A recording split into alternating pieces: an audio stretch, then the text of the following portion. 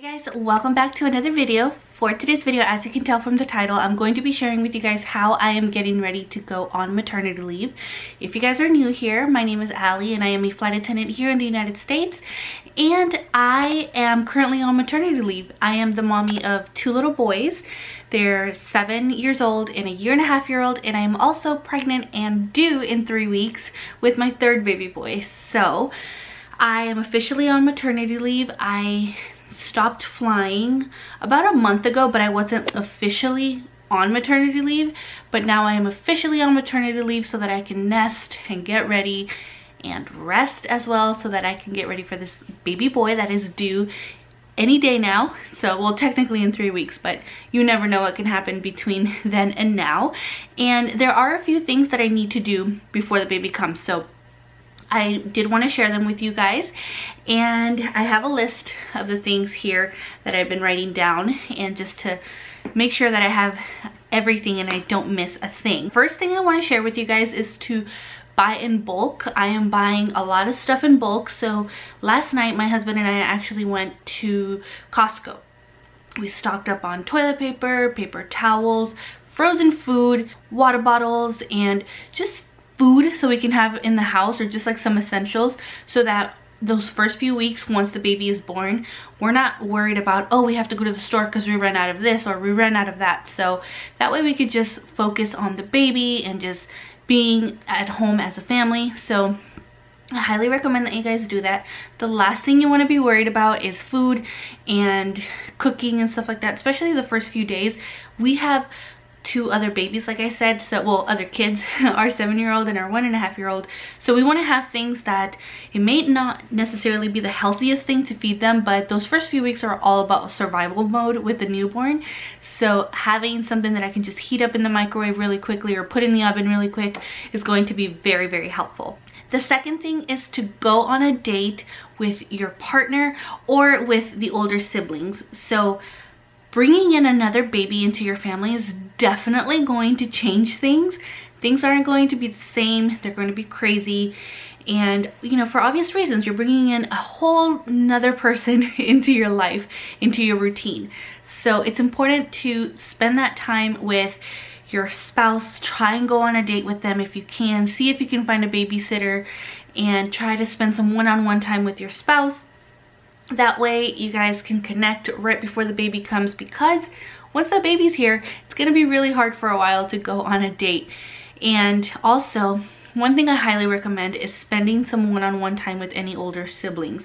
So it's very important that they know that they're still important, that they're still loved, and that you still, you know, love them the way you did before the sibling came along. So I highly recommend that you guys take that time with them and do something special, do something for them, something that they want to do, so that they can remember that and they won't feel like they're missing out. Another thing that we're doing to prepare for when the baby comes is set up a security system.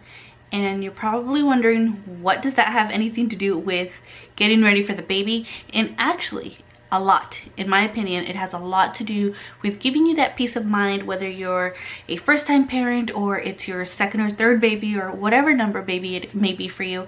Having that peace of mind that you have a security system in your home, I think, is very important. I've actually partnered up with Deep Sentinel. So Deep Sentinel has artificial intelligence and also computer learning to learn all of the behaviors that are normal around your house, so you're not getting constant notifications of there's motion around your house. We have a Ring doorbell and we're constantly getting notifications, and it was probably just like a garbage truck that was just driving by. So they keep it relevant to the homeowner, and that way they only focus on what matters. So the big thing about Deep Sentinel is that they want to be proactive before the crime happens. And with other security systems, they actually call authorities until the alarm goes off, meaning at that point, someone already broke into your house. So what Deep Sentinel wants to do is they want to catch the person before the crime occurs.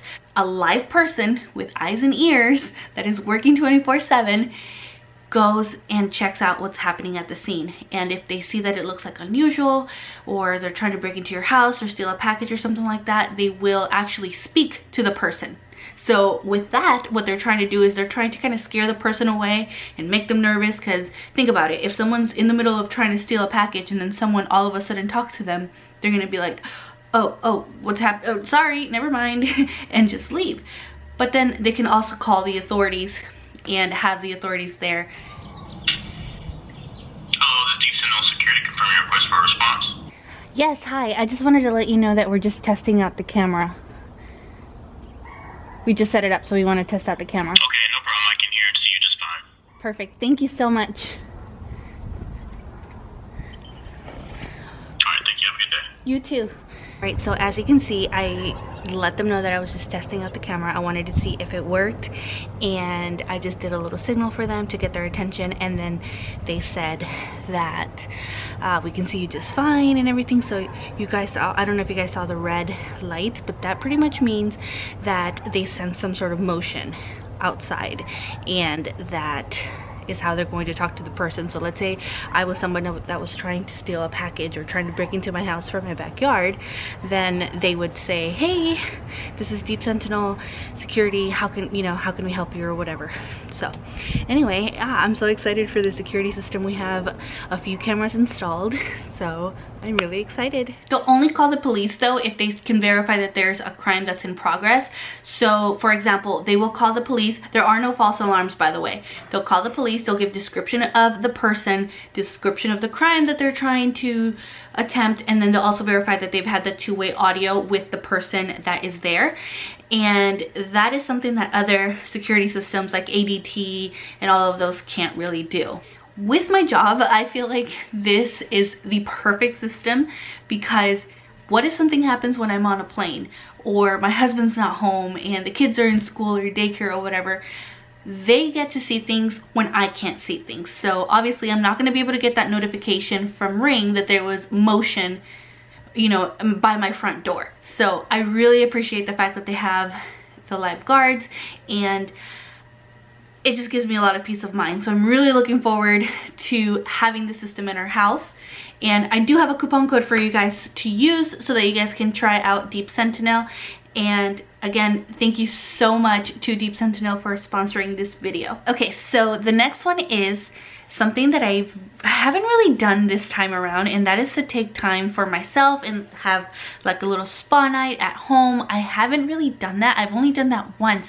When I was pregnant with Luca, it was a lot easier to do it because my oldest son was just a little bit older, and I just, you know, it was just easier to do it. He was 5 at the time, so it was easier. But this time around, I'm constantly going between one and the other, and then just juggling work and YouTube and all these different things. So I haven't really had the time to do it, and I've also been really tired, so I don't have the energy to like pamper myself at home. But I do recommend having like a spa night, and it doesn't have to be anything like crazy. It could literally be just you locking yourself in the bathroom, watching a YouTube video, a movie, listening to a podcast, something, whatever relaxes you, and just spending some time in the shower, a hair mask, a face mask, a sheet mask, doing your nails at home, or going to the nail salon and getting pedicures.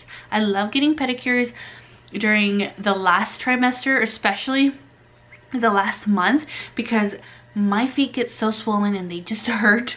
So it's just nice to have someone just like rub your feet and stuff like that. So if you don't like pedicures, because I know some people don't, at least try to do something here at home where you can actually relax and just enjoy that time, because it's gonna get hectic once that baby comes for the first few weeks. The next thing is something that I rolled my eyes at the first 2 pregnancies. This time around, I am just going for it, and I actually don't care, and I just make time for it, and that is for sleep. So if I need to take a nap, I take a nap. I will make it happen. I will forget about the laundry, which I know if there's laundry and the house is messy, sometimes it's really hard to relax, but I've literally had to force myself to take a nap. If Luca is napping while Alex is at school, you know what? I'm going to have to take a nap because I need to feel rested. I take that time to sleep, to recharge, and then I'm able to do everything else that I need to do. So it's really hard to find that balance, but once you're able to find it, it works. I'm not saying to take a nap every single day, but at least try, because trust me, it makes a difference in how you feel. It makes you feel rested, and it's really important. And I just feel like that is something that I've learned this time around, to really take care of my rest and my sleep. The housework can wait. So that's pretty much it for what we're doing to prepare for the baby, besides, you know, like washing his clothes, organizing his room, gear, and all that stuff. But I hope that some of the stuff that I shared with you guys helped you, gave you some ideas. Let me know if I missed out on anything in the comments down below, and we can just chit chat and have a conversation. And I hope that you guys are having a great start to your 2020, to this new decade. And I hope you guys follow me over on social media. Make sure you guys turn on your notification bells and set it to all so that you guys get notified, because I do have tons of content coming up before I give birth. Again, thank you guys so much for watching. I'll see you guys over in my next video. Bye guys.